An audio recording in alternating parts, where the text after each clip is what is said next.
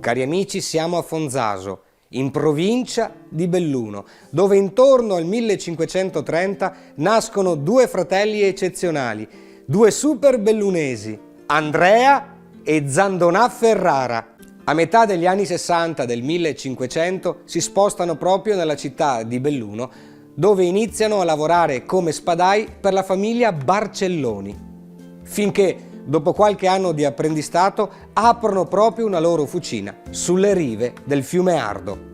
Dovete immaginare Belluno nella seconda metà del 1500 come un distretto proto-industriale, dove il metallo giungeva dalle montagne lungo il corso della Piave, arrivando proprio nella città di Belluno, e dove lungo invece il torrente o fiume Ardo venivano allestite queste fucine per la produzione di armi e di spade.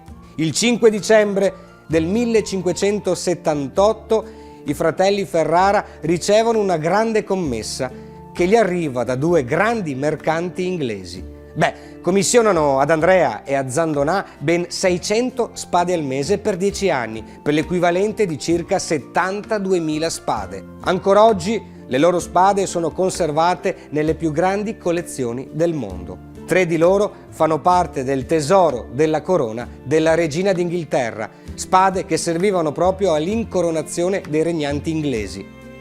E adesso sono conservate nella Torre di Londra. Tutta Europa era alla ricerca delle preziose spade di Andrea e Zandonà Ferrara, tutti i più grandi sovrani del tempo.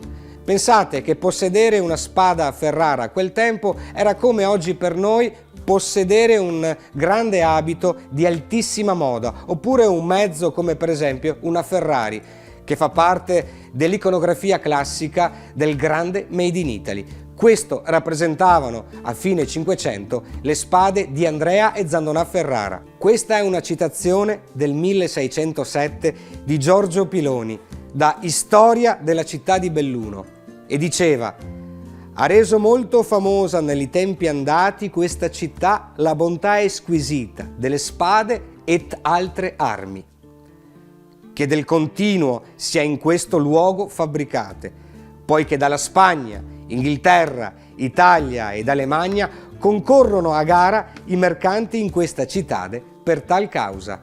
Andrea e Zandonà Ferrara di Belluno, due grandi uomini, due grandi padri, noi figli dei figli dei figli di». Alla prossima! E appena questo momento finirà, si apriranno le porte della meravigliosa provincia di Belluno.